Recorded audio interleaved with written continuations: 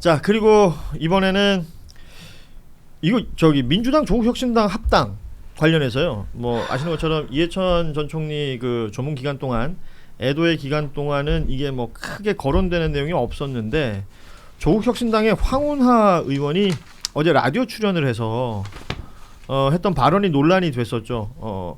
합당을 해서 뭐 이름은 민주당으로 가더라도 조국 대표가 공동 대표를 해야 한다라는 취지의 발언을 했어요. 그러고 나서 바로 조국혁신당 당 차원에서 또 조국 대표 차원에서 이건 당의 의견이 아니고 개인의 의견이고 조국 대표도 강한 경고를 한 것으로 지금 알려졌습니다. 모르겠어요. 지금 이제 수면 위에 드러난 건 크게 뭐 없는 것 같습니다만 아래쪽에서 뭐가 계속 움직이고 있는 것인가? 이런 추측을 하게 되더라고요. 이 내용을 보면서. 조국혁신당은 제가 봤을 때 일종의 블러핑을 세게 하는 부분이 있고 당명도 우리 바꾸자. 근데 이 의석수로 사실 게임이 안 되는 부분이 있고 당명 그리고 당대표도 우리 당대표는 지금 조국 대표니까 거기에 대해서 공동대표든 뭐든 해달라라고 어떻게 보면 좀 과하게 요구를 하는 측면이 있고 그런데 이게 현실로 갔을 때 민주당 지지자들 그리고 당원들이 받아들이거나 수용하기 좀 어려운 측면이 있으니까 거기에 대해서 조국 대표가 강하게 질책 했다라고 하잖아요. 그런 말 하지 마라. 예. 왜냐하면 이런 어떻게 보면 마이너한 이슈로 합당이라는 큰 대의가 이제 손상될 거라는 판단을 내린 것 같은데 기본적으로 이 부분은 이미 에드벌룬을 이제 정청래 대표가 띄운 거고요.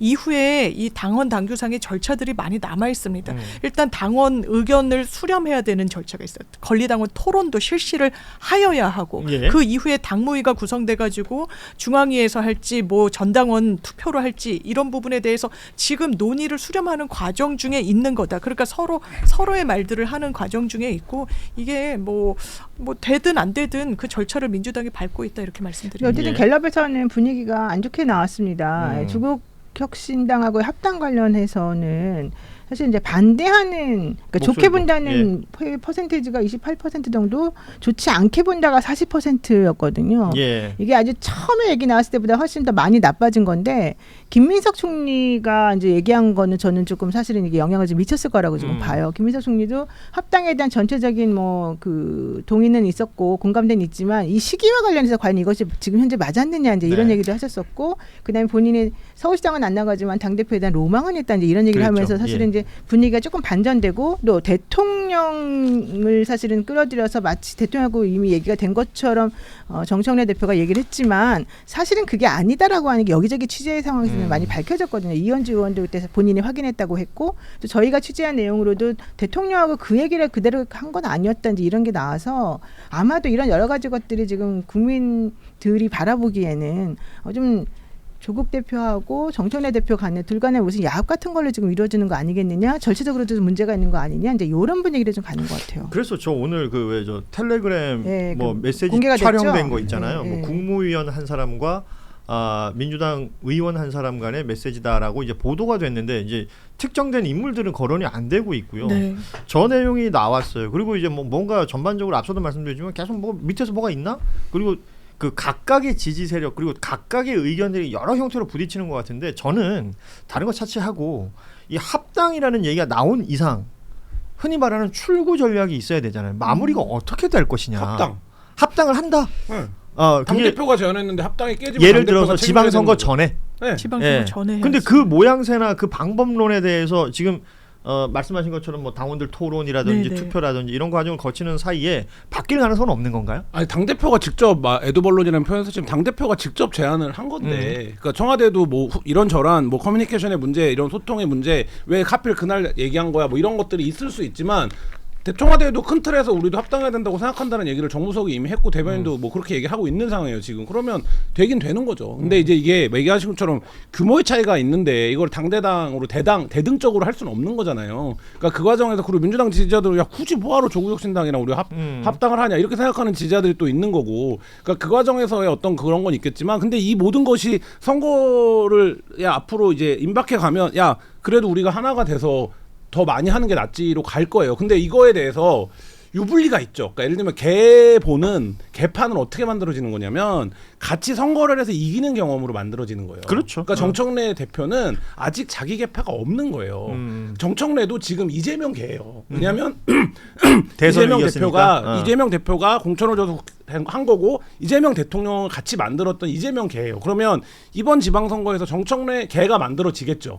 그러면 그 정청래 개를 파일을 크게 가는 게 정청래 대표 입장에서 좋은 거고 근데 김민석 국무총리나 뭐 다른 당권 후보 주자들은 그걸 할 수가 없잖아요 지금. 그러니까 어쨌든 그거에 대해서 다른 생각이 있는 거고 요 차이인 거지. 저는 뭐 궁극적으로는 합당이 될 수밖에 없는 거죠. 그렇군요. 예.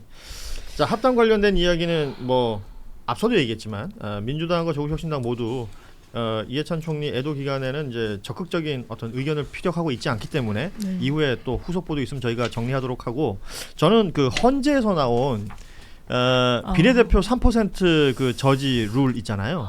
이게 위헌 판단을 받았지 않습니까? 네.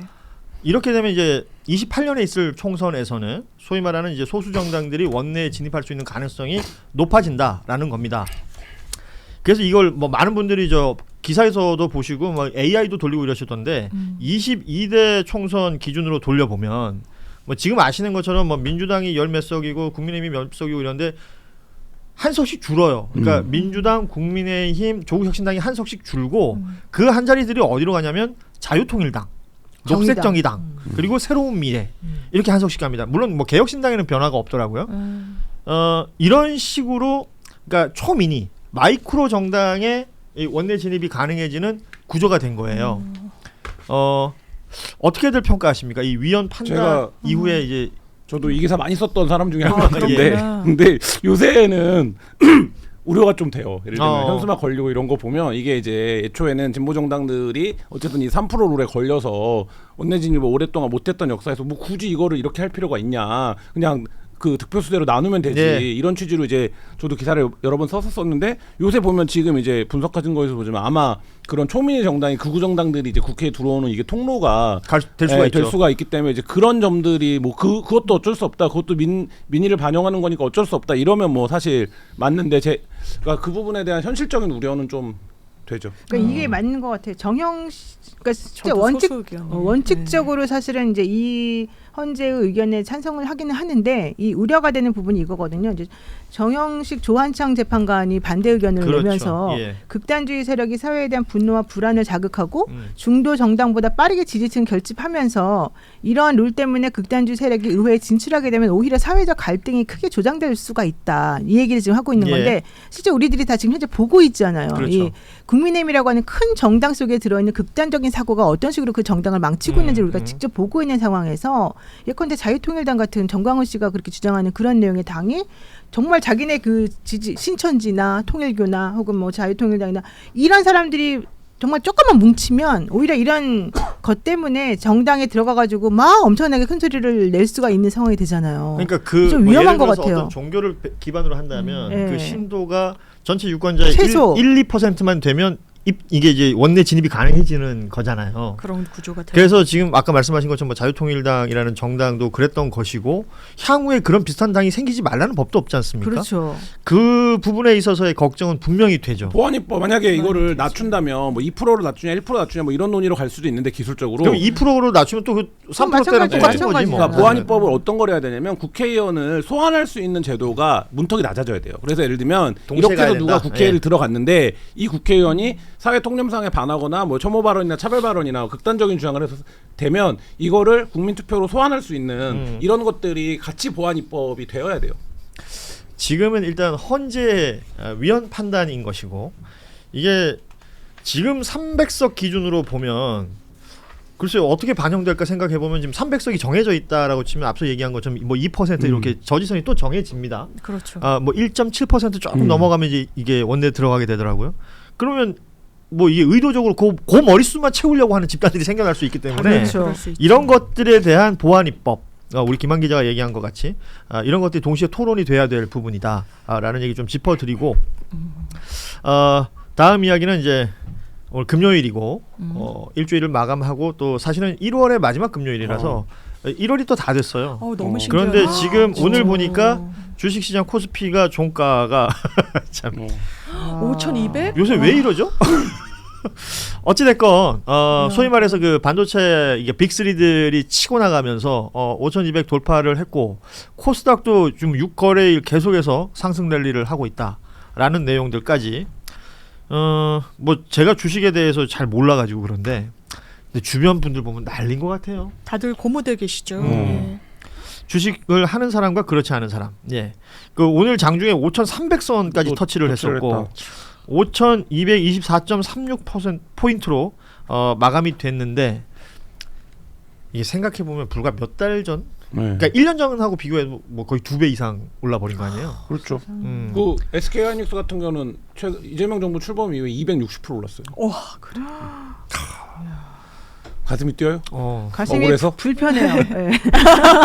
기분이 나빠졌어요. 고가 현대차 52만 8천 원 나오는데 저거 30만 원일 때 제가 토론방 같은 데서 야, 미쳤다 현대를 누가 30만 원대에 사냐 이랬었어요. 근데 예. 지금 52만 8천 원이네. 그렇습니다. 뭐 SK 하이닉스가 뭐 90만 원을 넘어서고 있고 삼성전자도 뭐 16만 원 이상 막 올라가고 있고 뭐 이런 것들 막 얘기하시던데 저는 모르겠어요. 그 정가가 얼마인지 모르겠으니까 비싼지 싼지 모르겠는데 아무튼 굉장히 많은 분들이 저 빨간색 그래프에 지금 열광하고 있고 그리고 분명 일각에는 왜 내 거는 안 오르지? 라는 분들도 있습니다. 근데 지금 전체 시장의 견인의 60% 가까이를 3개 종목이 하고 있는 거거든요. 예, 그렇죠. 그러니까 삼성, SK, 현대차가 하고 있는 거기 때문에 그리고 현대차가 합류한 게 12월 달 정도예요. 그러니까 사실 두 피지컬 개가 AI 나오면서 두 개가 다 끌고 왔던 거기 때문에 저렇게 오르지만 사실 박탈감 많으신 분들이 많죠. 특히 뭐 바이오나 이런 거는 지금 거의 뭐. 근데 이제 바이오 이쪽도 사실은 코스닥 그 지능책 얘기가 나오면서 또 코스닥의 대장은 바이오잖아요. 네. 그러다 보니까 이제 거기에 또 기대를 거시는 그렇죠. 분들도 있긴 합니다. 그러시죠. 주식하세요? 저는 이재명 대통령이 주가 5천 했을 때 저는 신뢰가 있었고 그래서 ETF 얘기를 해서 그때 가입을 처음 해봤어요. ETF가 뭔지 정말 모르는 때. 그래서 감사하게 생각하고 있습니다. 재미를 좀 봤네 보니까. 근데 돈을 뭐 많이 넣었으면 많이 벌었을 텐데 뭐 그런 건 아니니까 이제 신뢰를 드러내는 그 정도의 느낌. 예. 왜 이렇게 조용하세요? 왜 조용하겠어요? 이유가 있네. 저는 크게 한번 그 주식해서 1억을 잃은 바람에 2억 했다 1억을 잃고 나온 그 뒤로는 유명한 거의 안 합니다. 주식으로 1억을 만드는 방법을 실천하셨군요. 2억을 투자하면 된다. 예. 나한테 왜 그래요? 유명한 밈인데. 사실 뭐 주식시장을 가지고 수많은 기사들이 생산이 되고 있더라고요. 뭐 오마이뉴스 기사 보니까 뭐 과거 민주당 정부 때는 코스피가 올랐다.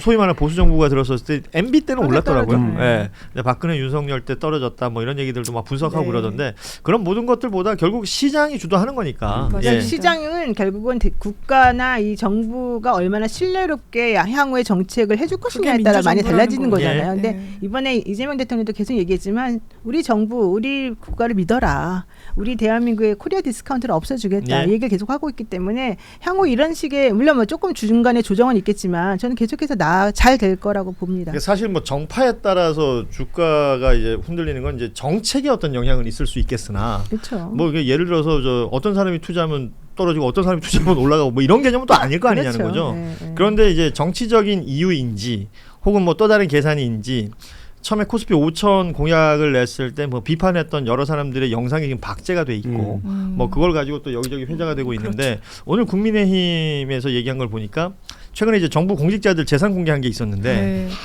국민의힘에서는 이재명 정부 공직자 재산을 보니 그러니까 미국 주식을 많이 하고 있더라 수백억을 그게 서학겜이더라 저런 게 바로 코리아 디스카운트의 주범 아니냐라는 비판을 했더래요. 어디지 억가야 억가. 억가야. 그만 좀 했으면 진짜 그만 좀 했으면 합리성을 좋겠어. 완전히 겨려하고 있어. 잘한다고 지금 칭찬해줘야 되는데 잘하면 어떻게든 안 잘한 거 끄집어내려고 그러고 대한민국 망하라는 거예요. 그러니까 그러면? 5천 넘지 말아라 기우제 지내는 거야. 사실 넘으면 그랬던 거야, 짜증나니까 딴 정치인들은. 얘기하고 왜 그러는지 모르겠어요. 정말 그러면 안 돼요.